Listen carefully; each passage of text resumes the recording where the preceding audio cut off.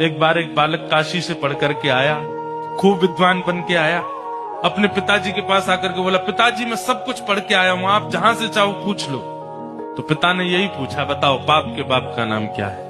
नहीं बता पाया। बोले ये तो नहीं पढ़ाया गुरुजी ने। बोले ढूंढ के आओ कौन है बाप के बाप। बालक ने कल पढ़ा ढूंढने के लिए, तभी 2-3 दिन निकल गए, कहीं से उत्तर नहीं मिला बाप का बाप कौन। तभी एक घर के बाहर गौ माता खड़ी थी, तुलसी का पौधा लगा था।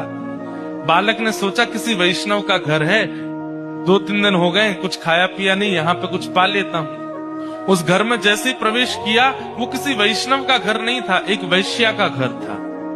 तो वैश्या ने जैसे ही बालक को देखा, ब्राह्मण बालक, त्रिपुंड लगाए, शिखा रखी है, धोती पहन करके, हाथों में वेद लगे हैं, तुरंत वैश्या आई जल का पात्र लेकर के, महाराज जलपान कीजिए।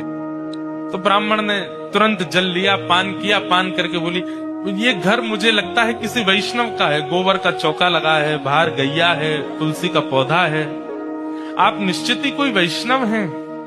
वैश्या बोली, वैष्णव का तो नहीं पता मैं हूं कि नहीं, पर मैं एक नगर वैश्या हूं। जैसे ही कहा नगर वैश्या, ब्राह्मण बालक तो तुरंत बाहर गया, वमन करने लगा, अपने पेट में हाथ लगाने लगा, पानी निकालने लगा बाहर।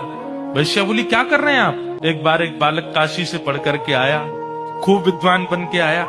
अपने पिताजी के पास आकर के बोला, पिताजी मैं सब कुछ पढ़ के आया हूं, आप जहां से चाहो पूछ लो। तो पिता ने यही पूछा, बताओ बाप के बाप का नाम क्या है? नहीं बता पाया। बोले ये तो नहीं पढ़ाया गुरुजी ने। बोले ढूंढ के आओ कौन है बाप के बाप। बालक ने कल पढ़ा ढूंढने के लिए, तभी 2-3 दिन निकल गए, कहीं से उत्तर नहीं मिला बाप का बाप कौन। तभी एक घर के बाहर गौ माता खड़ी थी, तुलसी का पौधा लगा था। बालक ने सोचा किसी वैष्णव का घर है, 2-3 दिन हो गए कुछ खाया पिया नहीं, यहाँ पे कुछ पा लेता हूँ। उस घर में जैसे ही प्रवेश किया, वो किसी वैष्णव का घर नहीं था, एक